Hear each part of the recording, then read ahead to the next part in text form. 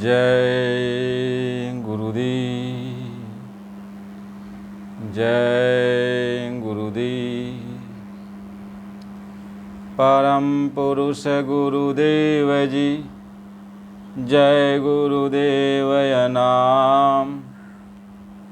अलख अगम्य की पार में स्वामी तुम्हें प्रणाम। कोटि कोटि करूं वंदना, अरब खरब प्रणाम। चरण कमल बिसरू नहीं, जय गुरुदेव नाम। जय गुरुदेव नाम। परम पूज्य स्वामी जी महाराज, आप सभी प्रेमी भाई बहनों, हम सभी लोग गुरु महाराज जी के वचन पर चल रहे हैं। जितना जिसका सामर्थ्य है वह अपने सामर्थ्य के अनुसार मालिक के वचन को पकड़ के चलते हैं। और हम सब लोग आपस में मिल बैठकर गुरु महाराज जी के वचन पर चर्चा करते हैं। मालिक का जो भी संदेश है कहते सुनते हैं। और हम लोग आपस में जो भी जाने अनजाने कभी यदि कोई आपस में गुनाह टकरार हो जाता है तो उसकी माफ़ी भी मांगते हैं। वैसे एक बात ज़रूर है कि सत्संग जीव को बहुत कुछ समझा देता है, बहुत कुछ बना देता है। और सत्संग यदि जीवन में न मिले तो जीव जहाँ से आया और कहाँ उसको कैसे जाना है कुछ भी उसकी समझ में नहीं आएगा। तो सत्संग हम लोग आपस में मालिक के वचन को, जो मालिक ने सत्संग में कहा है, उसको कहते सुनते हैं और उस पर विचार भी करते हैं। स्वामी जी महाराज ने कहा कि मेरी एक बात को पूरे देश में फैला दो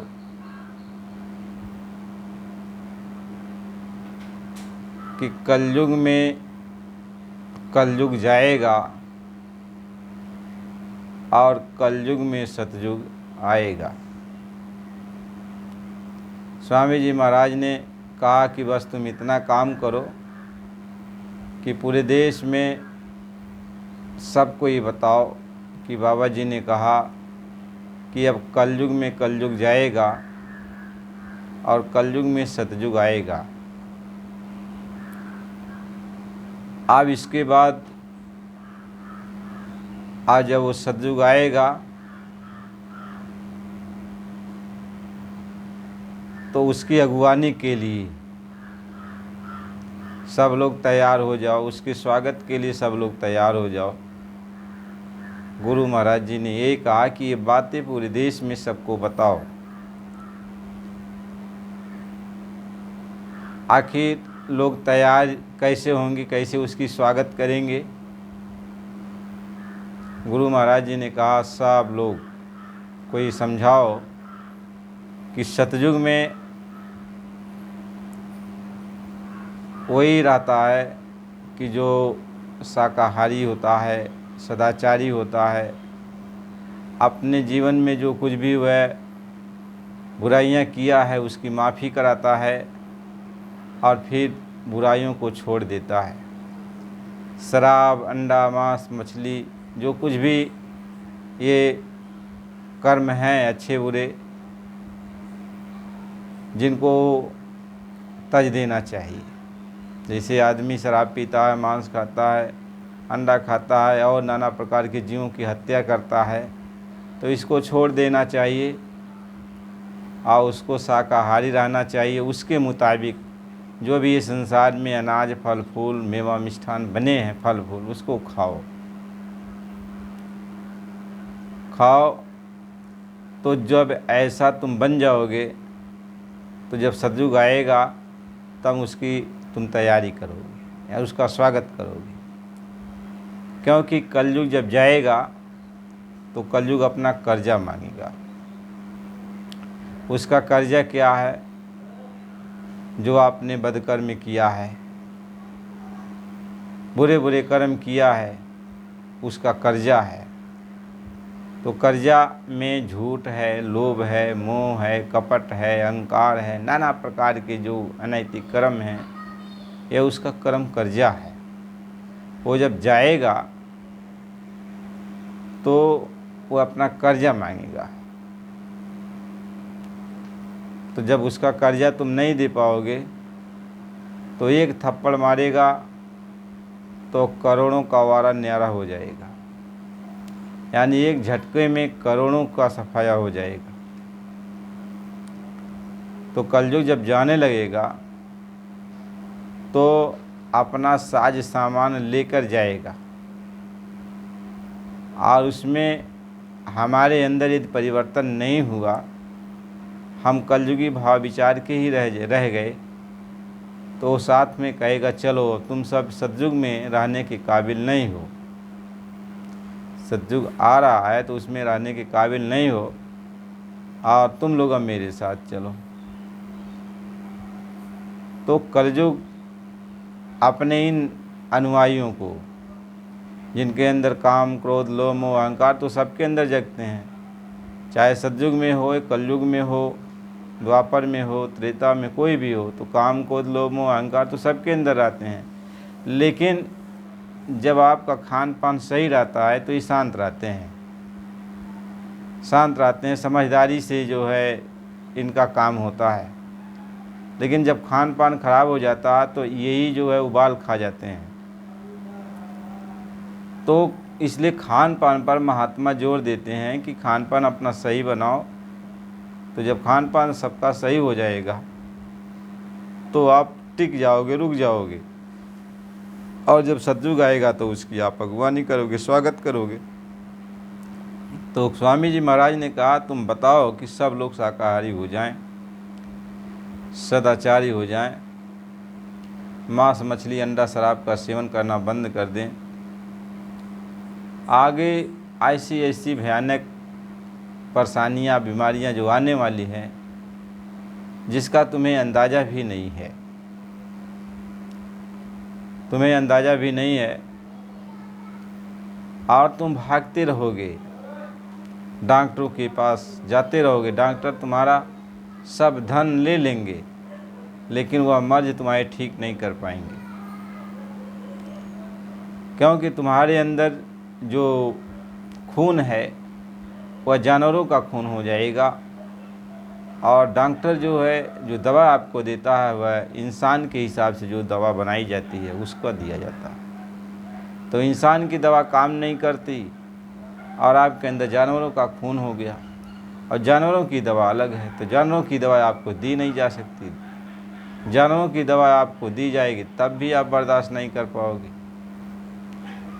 तो दोनों तरफ से डॉक्टर कह देता है कि अभी मेरे पास इनकी कोई दवा नहीं है।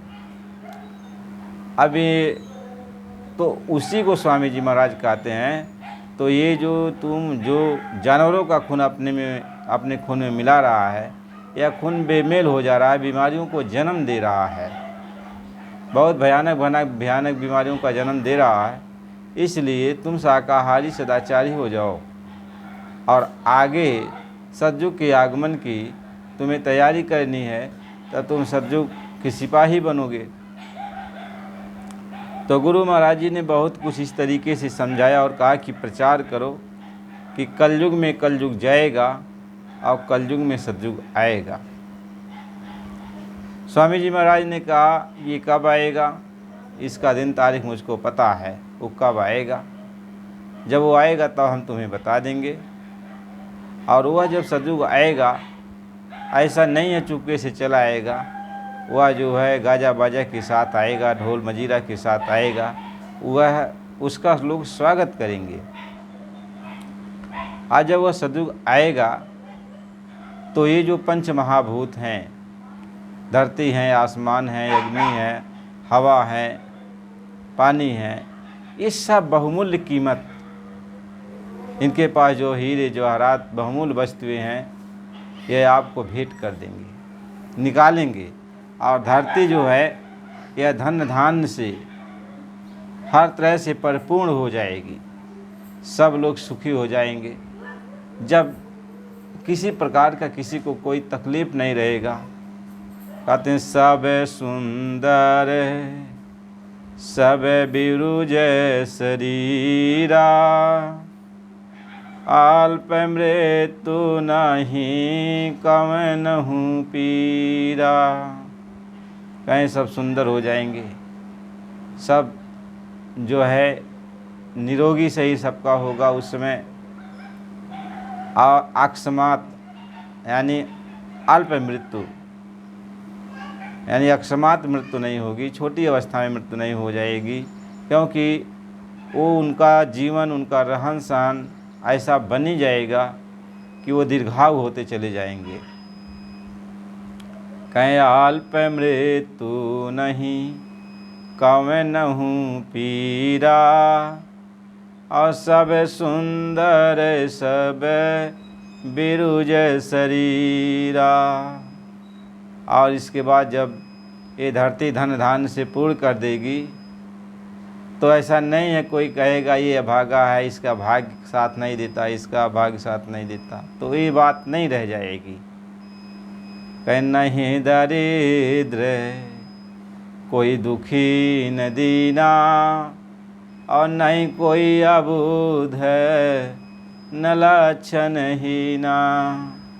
कहते हैं कोई दुखी नहीं रह जाएगा, कोई दरिद्र नहीं रह जाएगा, कोई लक्षण का हीन नहीं रह जाएगा कि इसके पास ये चीज़ें नहीं, सबके पास सब कुछ रहेगा, यानी सुखमय जीवन बीतेगा। ऐसा सतयुग आएगा कि रहाई एक संग गज पंचानन, औलाता बिटपे मागे मधु चुअहि, अमन भाव तो धेनु पै स्वरहि। कहीं एक साथ आप यदि जंगल में चले जाओ तो देखोगे जंगली जानवर भी एक दूसरे की हत्या नहीं करेंगे, अपना अपना भोजन जिनका है वो अपने अपने भोजन उनको मिलता जाएगा, वो अपने अपने भोजन में रहेंगे। एक साथ हाथी और शेर भी चलेंगे और सब में आपस में प्रेम भाव होगा।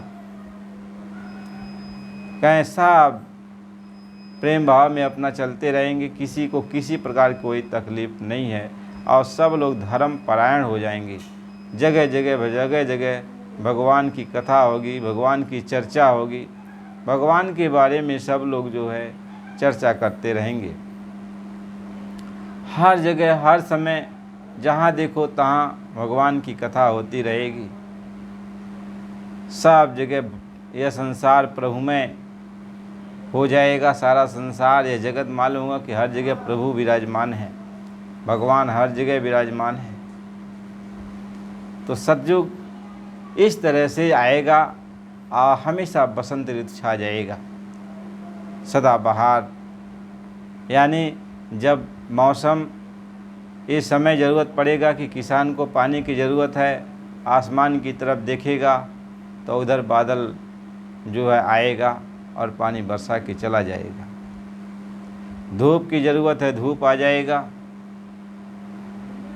जब ठंडी की ज़रूरत है, ठंडी आ जाएगी। समय से गर्मी, समय से बरसात और समय से जाड़ा आएगा, और सब भगवान की भक्ति में लग जाएंगे। गुरु महाराज जी ने कहा ऐसा सुगम अवसर आगे आने वाला है, और जो ऐसे सुगम अवसर पे रहेंगे उनके लिए साधना करना बहुत सरल हो जाएगा। अभी तो बड़ा कठिन लगता है, अभी तो हर चीज़ बहुत कठिनाई में बीतती है, लेकिन उस समय जो है बहुत कठिन नहीं लगेगा। सब जगह भगवान की चर्चा होगी, हर जगह भगवान मालिक की चर्चा होती रहेगी।